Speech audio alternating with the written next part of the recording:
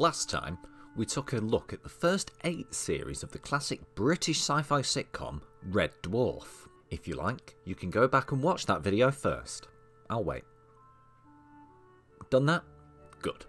Now, after the 1999 series, Red Dwarf just sort of vanished. The series finale saw Red Dwarf with its recently revived crew being eaten by a corrosive microorganism, and our heroes crossing into a mirror universe, leaving Rimmer alone on a dying mining ship. And after seemingly accepting his fate, a meeting with the Grim Reaper himself seems to spur Rimmer into action. Sticks, where you will place a coin. Not today, matey. In the mountain. Remember, only the good die young. That's never happened before. And end.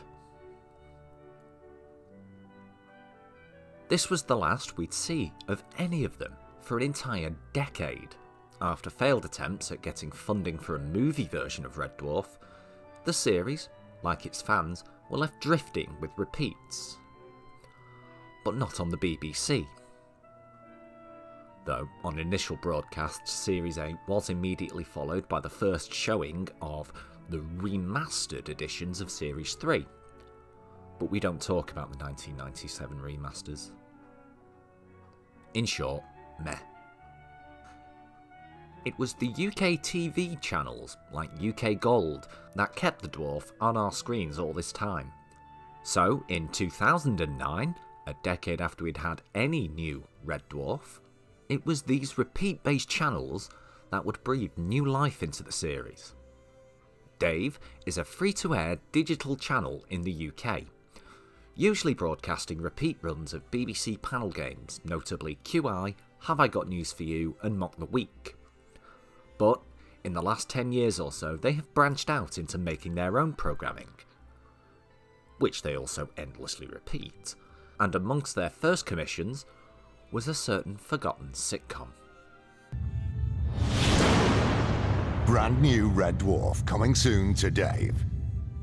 Red Dwarf Back to Earth was broadcast across Easter weekend 2009, and while it was more Red Dwarf, the main cast were back and the story was written by its co-creator Doug Naylor, there was something a little off about it. Was it the lack of laugh track?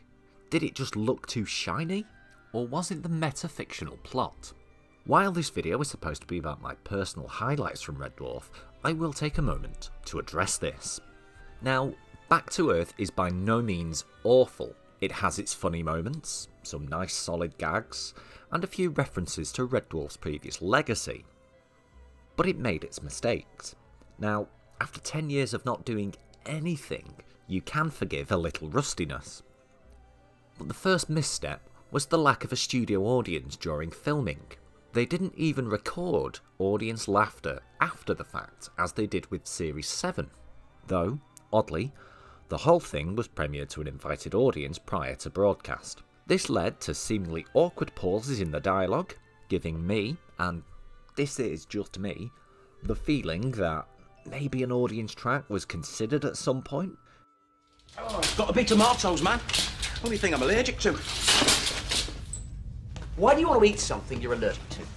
How does eating tomatoes save water? It's coming.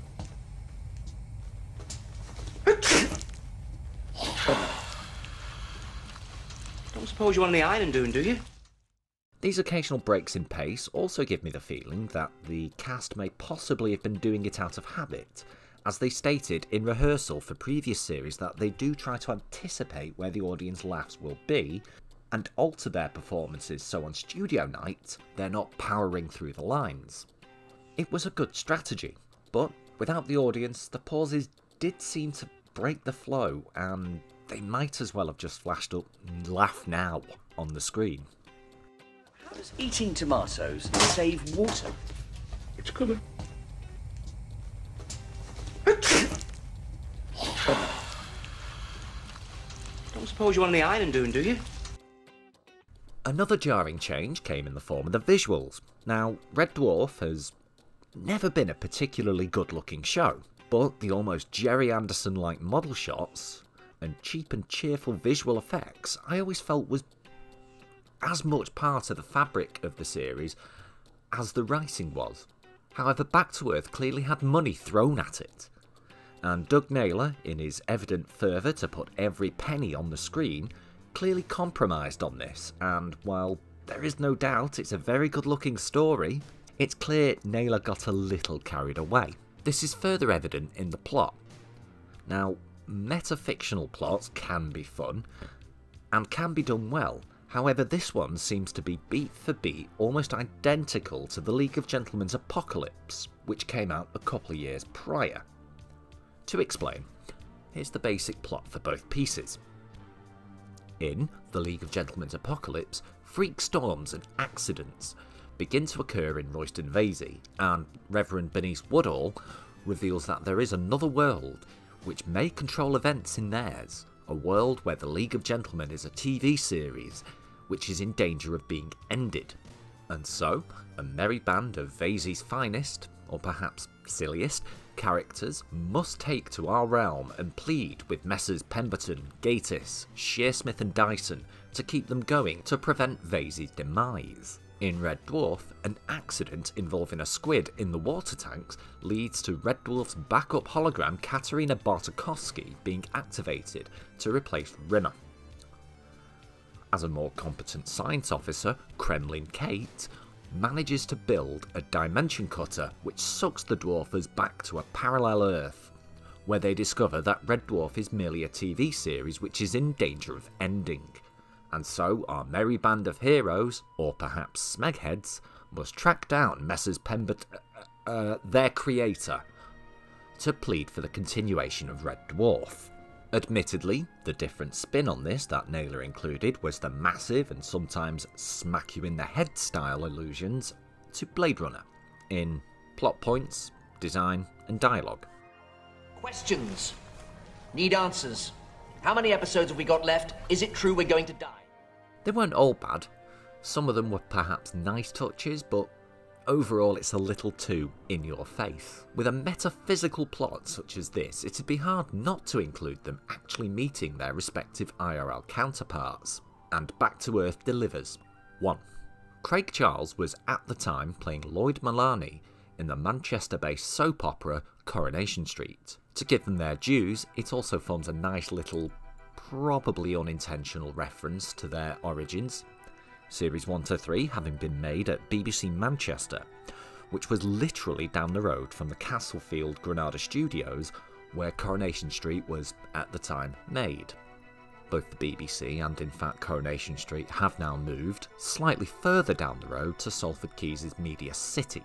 A nice little addition was dragging in 2 of Corrie's current cast members to add realism to the scene.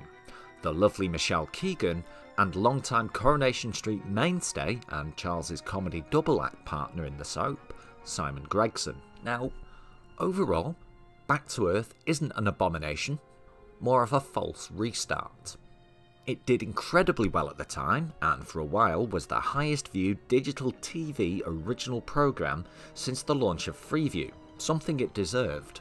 It was more Red Dwarf, and in spite of its faults, it showed that there was a taste and a lust for the show still. I feel like its key mistake though was being a 3-parter. The cliffhanger endings to part 1 and 2 feel more like hitting the pause button to go for a piss or make a brew, rather than keeping you hanging on for the next instalment. This is somewhat rectified on the DVD/Blu-ray release of the specials, as its key selling point is the fact that the special is edited into a 70-minute long episode, or director's cut. Also, the box is designed after the prop DVD box used in the episode. Another nice touch. And it's with that point, I will mark out the irony here. This Red Dwarf series was originally going to be one long video covering the entire series. However, in writing, I struggled to articulate my thoughts on the 2009 specials, so decided to split it into 2. Conveniently covering the classic BBC series, then, once I'd gathered my thoughts about doing this, the Dave series. However, as I've waffled on for a while about this, it had been rather jarring to suddenly return to the previous format, so I will once again break this into two. Next time, we will cover the series' return to former glory, Series X to 12.